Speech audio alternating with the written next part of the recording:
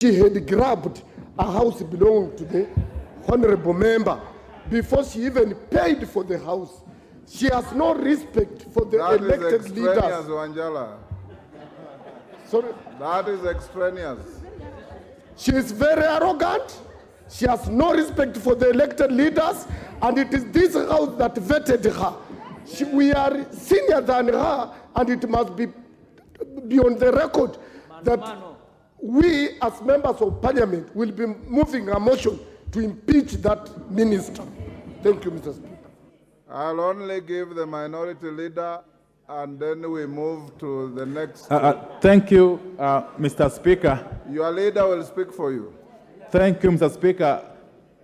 I just came when the Honorable Leader of Majority was on his feet regarding this matter, Mr. Speaker. Ordinarily, I don't delve into matters of cabinet secretaries and their engagement with the House. But on this one, Mr. Speaker, I want to adopt in totality the sentiments that have been expressed by Honorable Chungwa and add that there's something that seems to happen to people once they go to the executive. There are people who are in the executive who previously were in this house, like this particular honorable lady. Once they cross to the executive, they acquire some holier than life